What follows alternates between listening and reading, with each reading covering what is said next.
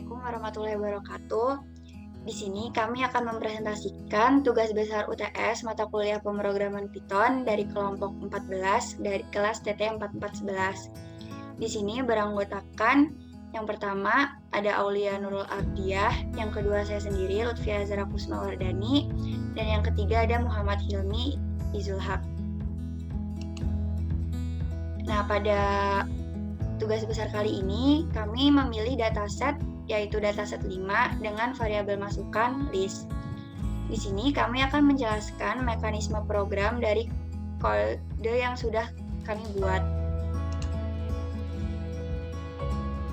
Pertama, membaca file menggunakan with open untuk mengetahui bahwa code berhasil. Selanjutnya, pada kotak pertama, kami membuat fungsi open untuk membuka dan membaca file.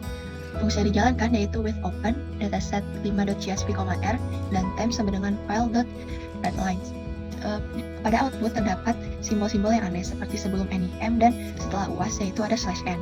Selanjutnya, kedua membuat list variabel df untuk menyimpan suatu data, kemudian melakukan pemisahan pada setiap data frame dengan menggunakan split titik koma. Selanjutnya, setelah file berhasil terbaca, selanjutnya kita buat variabel daftar untuk menyimpan data yaitu df. Df berupa tipe list. Lalu pada iterate data, kita akan memasukkan data yang ada di temp, yang ada di variabel df, menggunakan perulangan for i in temp, di mana temp dipisahkan terlebih dahulu menggunakan split dengan fungsi temp i.split titik koma. Lalu saat mencetak banyak data, dimulai dari indeks 1, karena indeks 0 merupakan header. Output yang terkeluar yaitu banyak data sama dengan 50. Selanjutnya yaitu melakukan pengecekan pada data, apakah data sudah benar atau belum. Pada kotak ketiga ini, kita mengganti nama yang aneh menjadi nama NIM yang seharusnya. Lalu kita mengecek data dengan contoh jika hanya df dapat menampilkan semuanya, dan jika df 10 atau mengecek data yang ingin kita cek secara spesifik, yaitu pada baris 1 dan kolom 0, yaitu tertampil data NIM pertama, yaitu output yang keluar contohnya 11011500013. Selanjutnya, menghilangkan /n pada data UAS agar data dapat diolah. Pada kotak keempat, untuk membersihkan data yang hilang, kami menggunakan dua fungsi for, yaitu fungsi for x in range untuk baris, for y in range untuk kolom y, dan ada if else untuk mendeteksi adakah /n dalam array, yaitu jika ditemukan /n, maka akan diganti dengan spasi kosong, dengan menggunakan fungsi replace /n, spasi kosong, lalu akan dicetak jumlah dari hasil yang berhasil diperbaiki menggunakan fungsi print berhasil diperbaiki, z, dan dapat dilihat pada output data yang berhasil diperbaiki sebanyak 51, dan output yang keluar datanya sudah tidak ada /n. Pada kotak 5, pada kolom NIM terdapat huruf-huruf aneh seperti B, T, S, I. Nah, pada tahap ini kita akan mengganti huruf-huruf tersebut dengan angka yang terdekat, yaitu B-nya itu kan seperti angka 8 ya. Nah, T-nya itu sama seperti angka 7, S-nya sama seperti angka 5, dan I-nya itu jadi angka 1 gitu. Lanjut. Nah, di sini kita akan mengganti. Pertama kita akan menyiapkan Z sama dengan 0. Ini untuk variabel menjumlahkan nanti. Kemudian Y-nya itu sama dengan 0. Ini variabel untuk pengganti indeks kolom. Karena kita hanya mengganti pada kolom 0, maka kita menetapkan Y-nya itu sama dengan 0 gitu. Nah, kemudian ada perulangan.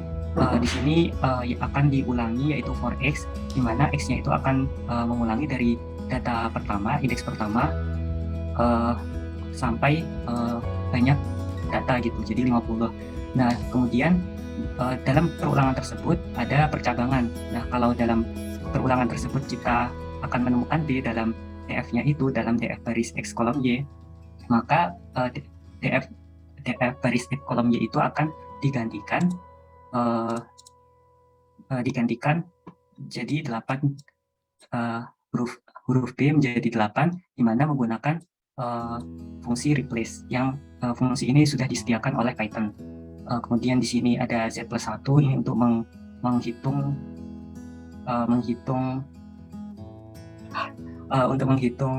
berapa banyak data yang sudah terganti gitu. Kemudian kita print df-nya, df x kolom y ini untuk mengecek apakah data itu sudah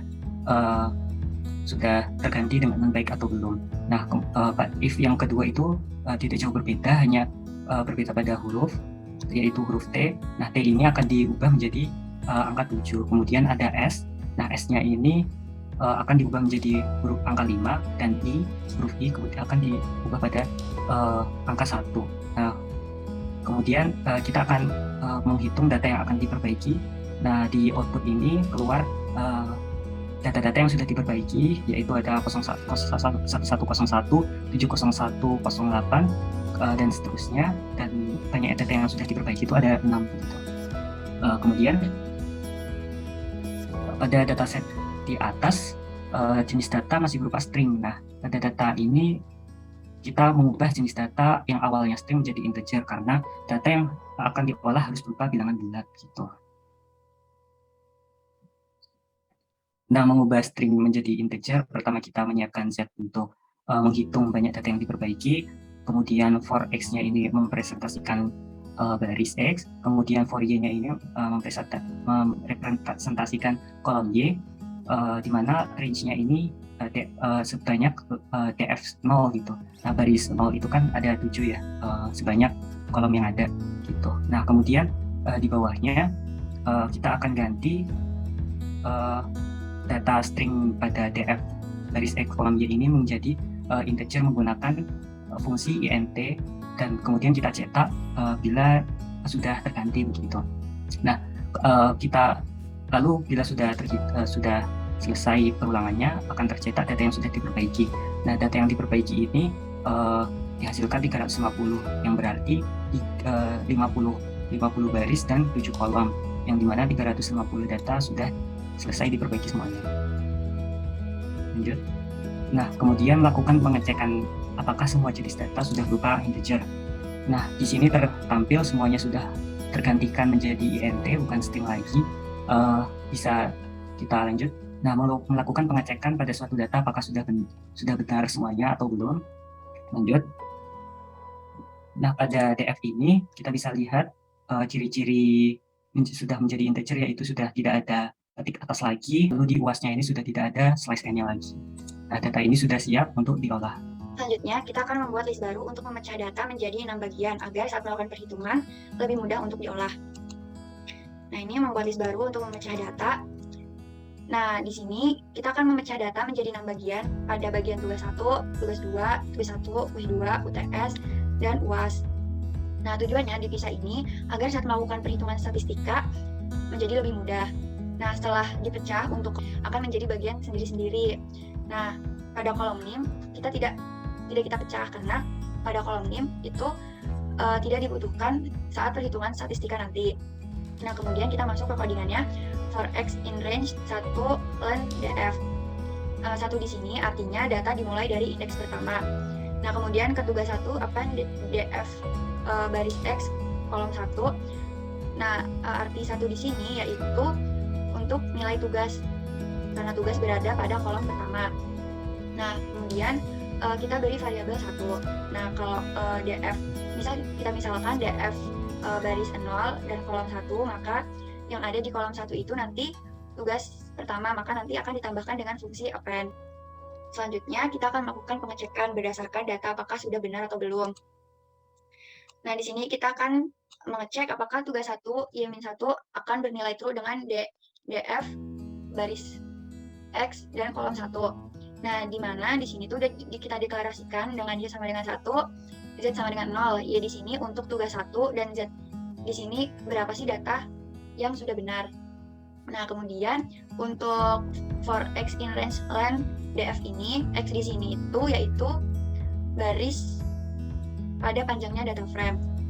Kemudian jika if tugas 1 Y-1 sama dengan true df baris X kolom 1, maka nanti akan mencetak true atau artinya itu benar. Nah, jika nilai Y sama dengan 1, maka nanti nilai X-nya tuh sama dengan 0, karena 1 dikurangi 1 sama dengan 0. Selanjutnya, pada kotak 11 ini, kita akan melakukan perhitungan statistika, yaitu menghitung nilai rata-rata, nilai maksimum, nilai minimum, nilai variansi, keseimbangan baku, median, modus, pencilan atas, dan pencilan bawah. Di sini kita akan melakukan perhitungan statistika. Pertama, kita akan membuat rumus rata-rata terdahulu. Di sini kita akan menggunakan fungsi def. Mengapa kita menggunakan fungsi def? Karena fungsi def ini bertujuan agar mudah dipanggil berkali-kali dan tidak perlu menulis codingannya lagi di saat perhitungan nanti. Nah, di sini min data artinya rata-rata dengan rumus sum data dibagi len data, di mana sum ini yaitu jumlah data dibagi dengan banyaknya data, dan return ini dapat mengembalikan suatu nilai. Kemudian yang selanjutnya kita membuat rumus variansi, atau di sini kita tulis var. Juga sama menggunakan fungsi def, var data, dan kita definisikan sigma sama dengan 0.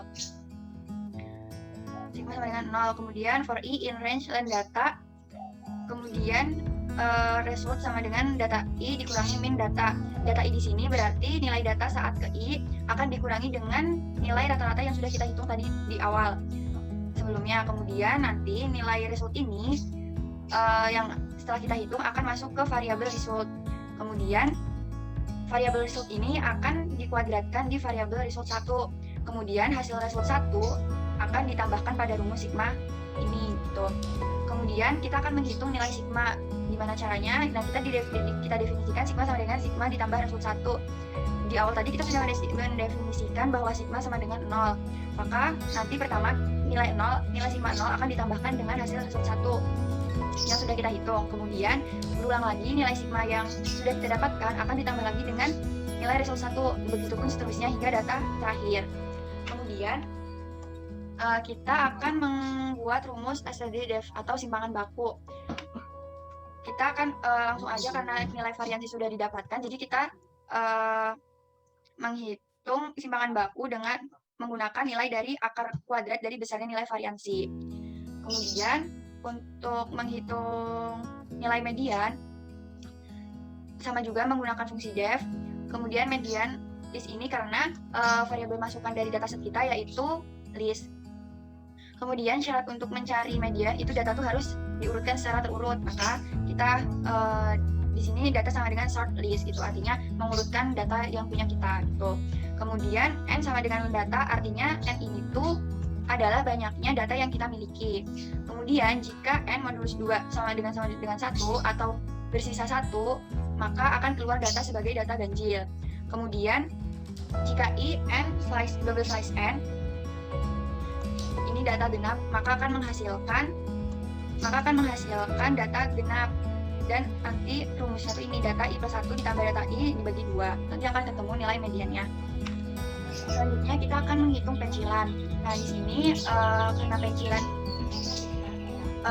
outlier, maka kita def outlier data, di mana kita definisikan z sama dengan 0. Kemudian kita akan mencari nilai Q1 atau kuartil 1 dengan rumus sama dengan data ditambah 1 dikali 1/4. Kemudian kita juga akan menghitung Q3 dengan rumus data ditambah 1 dikali 3/4. Bedanya hanya di ini, di 3 sama 1-nya. Kemudian kita menghitung nilai IQR atau interkuartil dengan hasil Q3 tadi dikurangi dengan hasil Q1. Kemudian kita juga dapat menentukan batas atas dengan sama dengan Q3 ditambah 1,5 dikali nilai IQR. Dan batas bawahnya itu Q1 dikurangi 1,5 dikali IQR. Maka akan mencetak nilai batas atas, batas bawahnya. Karena di slide ini tidak terlihat untuk perhitungan selanjutnya, maka saya akan menjelaskan melalui codingan. Pertama, itu tuh nilai maksimumnya tuh 100, nilai minimumnya tuh 0, nilai rata-ratanya 78,0, nilai variasinya 176,0, dan nilai simpangan bakunya 41,42 karena tadi kita definisikan 2 angka di belakang koma. Kemudian nilai median juga kita peroleh 100, nilai modus 100, dan nilai pencilan atas dan pencilan bawahnya itu pencilan atasnya 76,5 dan pencilan bawahnya itu min 2,5. Begitupun untuk output hasil perhitungan statistika dari tugas 2, kuis 1, kuis 2, UTS, dan juga UAS. Kita akan mengakumulasikan semua nilai menjadi nilai akhir. Nah, di sini kita akan mengakumulasi semua nilai menjadi nilai akhir, di mana untuk nilai akhir itu diperoleh dari 15% dari nilai rata-rata tugas ditambah 15% dari rata-rata kuis dikali sama UTS, ditambah 35% dari nilai UTS dan 35% dari nilai UAS. Di sini kita juga akan bagi lagi membuat nilai akhir ini agar menjadi bagian tersendiri seperti codingan yang di awal tadi itu. Kemudian for i in range length tugas 1 dengan tem sama dengan 15/100 dikali tugas 1 pada data ke i dan tugas 2 pada data ke i dibagi 2. Nah, ini tuh maksudnya dari yang tadi ini 15% dikali rata-rata tugasnya. Jadi kan rata-rata tugas kan tugas 1 pada data ke i akan ditambah dengan tugas 2 pada data ke i dibagi 2. Kemudian ditambah lagi 15% dari data kuis, ditambah lagi 35% dari UTS, dan 35% dari nilai UAS. Kemudian akan muncul nilai akhir dengan menambahkan fungsi attempt. Kemudian akan mencetak nilai akhir dari masing-masing NIM. Jadi ini adalah hasil nilai akhir dari masing-masing NIM. Selanjutnya yaitu menambahkan kolom baru untuk data nilai. Setelah kita mencari nilai akhir, maka kita akan menambahkan kolom baru untuk nilai akhir. Kita definisikan Y sama dengan 0, yaitu kolom, dan Z sama dengan 0, yaitu berapa data yang ada. Kemudian for X in range 1 dan DF, dan X di sini yaitu baris dan 1 karena dimulai di baris 1 untuk menambahkan nilai akhir. Kemudian DF X append, nilai akhir Y di sini yaitu untuk menambahkan kolom nilai akhir pada kolom Y dengan menggunakan fungsi append. Kemudian karena kita akan menambahkan kolom nilai di baris 0, maka DF0 pada baris 0 akan menambahkan nilai akhir dengan menggunakan fungsi append. Kemudian akan mencetak ada berapa data yang berhasil ditambahkan pada kolom nilai akhir dan akan mencetak DF-nya. Sehingga output yang keluar yaitu data yang berhasil ditambah sebanyak 50. Selanjutnya yaitu mengekspor data menjadi csv.dataset5.csv. Kemudian kita akan mengekspor menjadi CSV dataset5.csv dengan menggunakan fungsi open csv.dataset5 dan menggunakan double perulangan atau dual for. Di sini ada fwrite untuk menulis datanya. Selanjutnya menjawab pertanyaan yang telah diberikan. Pertama yaitu mana yang mendapatkan UTS tertinggi. Kita definisikan dulu Z sama dengan 0 untuk mengetahui ada berapa banyak datanya. Kemudian for X in range 1 dan DF untuk baris yang dimulai pada indeks 1 dan pada kolom berapa. Kemudian jika baris X kolom 5 di sini yaitu letak data nilai UTS sama dengan max UTS. Artinya jika baris X kolom 5 bernilai true atau benar dengan maksimal UTS, maka akan mencetak NIM yang mendapatkan UTS tertinggi. Karena fungsi max tadi sudah didefinisikan di atas, maka kita hanya akan memanggil saja dengan max UTS. Kemudian akan mencetak ada berapa banyak data yang mendapatkan nilai UTS tertinggi. Dia mendapatkan nilai quiz 2 di bawah median. Kita definisikan dulu Z sama dengan 0. Kemudian for X in line range 1 dan DF untuk baris yang dimulai pada indeks 1 dan pada kolom berapa. Kemudian jika baris X kolom 4 di sini yaitu NIM kurang dari median quiz 2. Artinya jika baris X kolom 4 bernilai lebih kecil dari median quiz 2, maka akan mencetak NIM yang mendapatkan nilai quiz 2 di bawah median. Karena fungsi median tadi sudah didefinisikan di atas, maka kita hanya memanggil saja dengan median quiz 2. Kemudian akan mencetak ada berapa banyak data NIM yang mendapatkan nilai quiz 2 di bawah median. Mana yang nilai akhirnya menjadi pencilan bawah atau atas. Juga sama, kita definisikan dulu Z sama dengan 0. Ada berapa banyak datanya, kemudian for X in range 1 dan DF untuk baris yang dimulai pada indeks pertama dan kolom keberapa. Kemudian jika DF baris X kolom 7 bernilai lebih besar dari outliers nilai akhir, maka nanti akan mencetak berapa NIM yang nilai akhirnya itu menjadi pencilan atas. Sedangkan kita juga pakai if lagi, jika DF baris X kolom 7 nilainya lebih kecil dari outliers nilai akhirnya, maka nanti akan mencetak NIM yang nilai akhirnya menjadi pencilan bawah. Gitu. Kemudian akan mencetak berapa banyak data yang NIM yang nilai akhirnya menjadi pencilan atas dan NIM mana yang nilai akhirnya menjadi pencilan bawah. Untuk outputnya yang pertama yaitu NIM mana yang mendapatkan UTS tertinggi. Nah di sini ada satu data yang mendapatkan UTS tertinggi yaitu dengan NIM 110.109.8498. Kemudian output yang kedua yaitu NIM mana yang mendapatkan nilai UAS rendah yaitu ada 17 data dengan datanya ini sebanyak ini. Kemudian untuk pertanyaan ketiga itu NIM mana sajakah yang mendapatkan nilai kuis 1 di atas rata-rata, yaitu ada 39 data di sini. Kemudian pertanyaan selanjutnya, NIM mana sajakah yang mendapatkan nilai kuis 2 di bawah median atau nilai tengah, yaitu ada 13 data dengan datanya segini. Kemudian untuk nomor 5 yaitu NIM mana sajakah yang mendapatkan nilai tugas 1 di bawah median, yaitu ada 11 data dengan datanya sebagai berikut. Kemudian pertanyaan selanjutnya, NIM mana sajakah yang mendapatkan nilai tugas 2 di atas rata-rata. Nah ini tuh ada cukup banyak yaitu 37 data. Kemudian pertanyaan ketujuh, NIM mana yang nilai akhirnya menjadi pencilan bawah atau atas.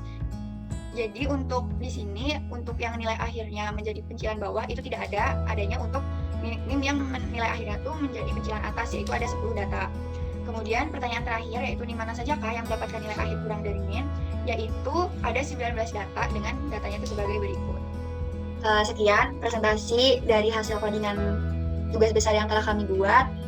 Jika ada salah dan kurangnya mohon dimaafkan. Wassalamualaikum warahmatullahi wabarakatuh.